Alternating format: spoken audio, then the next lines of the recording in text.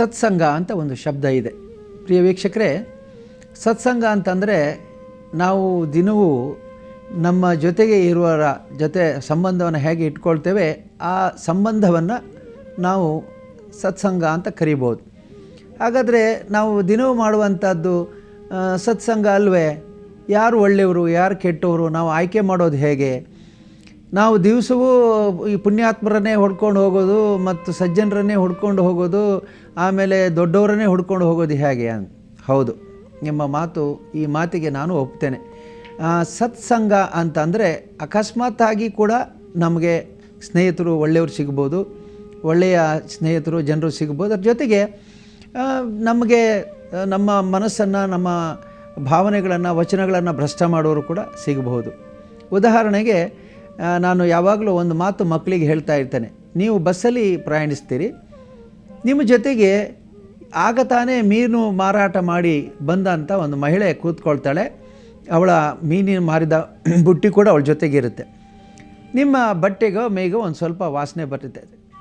ನೀವು ಬಸ್ಸಿಂದ ಇಳಿದು ಮನೆಗೆ ಹೋದಾಗ ಕೇಳ್ತೀರಿ, ಏನಪ್ಪ ನಿನ್ನ ಮೈಲಿ ಮೀನಿನ ವಾಸನೆ ಬರ್ತಾ ಇದೆಯಲ್ಲ, ಏನಾಯಿತು ನಿನಗೆ ಅಂತ. ಅಯ್ಯೋಯ್ಯೋ, ನಾನೇನು ಮಾಡಿಲ್ಲ, ಅದೇನೋ ಬಸ್ಸಲ್ಲಿ ಯಾರ ಜೊತೆಗೆ ಕೂತೆ, ಪಾಪ ಆಕೆ ದಿನ ಇಡೀ ವ್ಯಾಪಾರ ಮಾಡಿ ಮನೆಗೆ ಹೋಗೋಳು, ಅಕಸ್ಮಾತ್ ಅವಳ ಜೊತೆ ಕೂತೆ ಆ ವಸ್ತು ಬಟ್ಟಿ, ಅವಳಲ್ಲಿ ಮೀನಿನ ಮಾರುವ ಬುಟ್ಟಿ ತಾಗಿ ನನಗೆ ವಾಸನೆ ಬಂತು.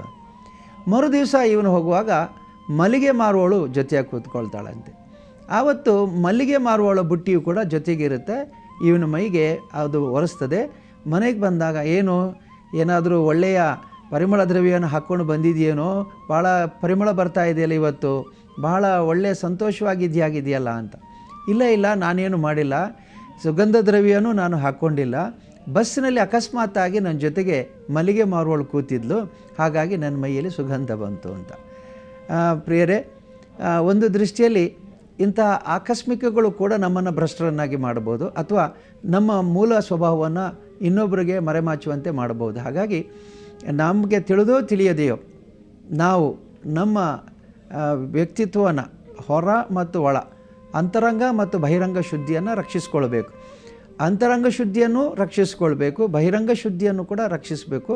ಯಾಕೆಂದರೆ ನಮಗೆ ತಿಳಿಯೋದೋ ತಿಳಿಯದೆಯೋ, ಅಥವಾ ನಮ್ಮ ಉದ್ದೇಶ ಇದ್ದೋ ಇಲ್ಲದೆಯೋ, ನಮ್ಮ ಮೈಗೆ ಅಂಟಿಕೊಂಡಂಥ ಕಲ್ಮಶಗಳು, ನಮ್ಮ ಬುದ್ಧಿಗೆ ಅಂಟಿಕೊಂಡ ಕಲ್ಮಶಗಳು, ನಮ್ಮ ಇಂದ್ರಿಯಗಳಿಗೆ ಅಂಟಿಕೊಂಡ ಕಲ್ಮಶಗಳು ನಮ್ಮನ್ನು ನಾಶದೆಡೆಗೆ ಒಯ್ಬೋದು.